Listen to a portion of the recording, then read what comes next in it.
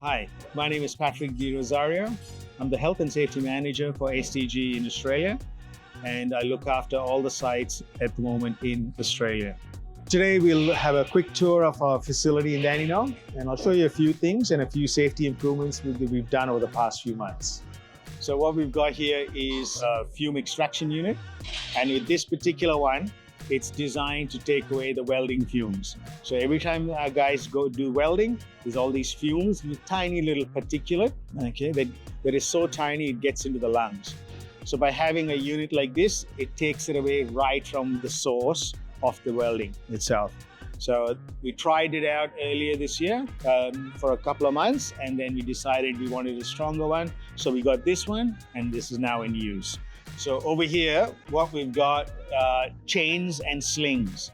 So one of the things about chains and slings, they have to be checked every so often. And so at least once a year, they need to be checked to make sure they are in good condition. So we recently had a look at it, and we got the external guys to come out. And some of ours were in such bad condition that about 2/3 of them had to be thrown away and replaced. And we've done that, and now all of them are tagged. So if you have a look, everything has a little tag on it, tells when it was done. So this is the harness that the people have been given. So brand new one, so they all get to have their own, as opposed to using the same one amongst many people.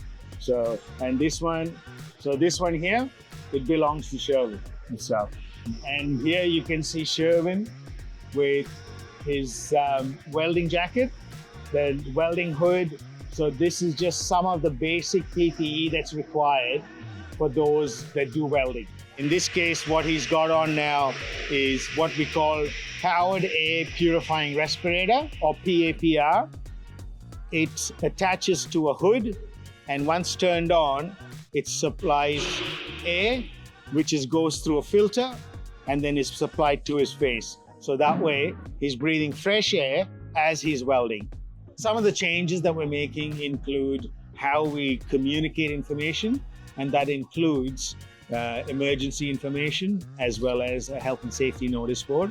And so at the moment, we look at it from a physical perspective in that we have hard copies.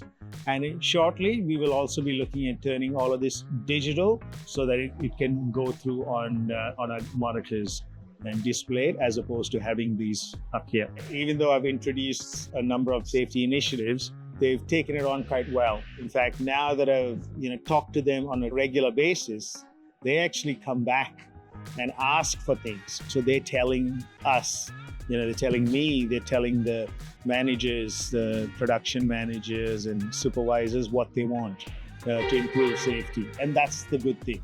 And that's the bit that changes behavior as well.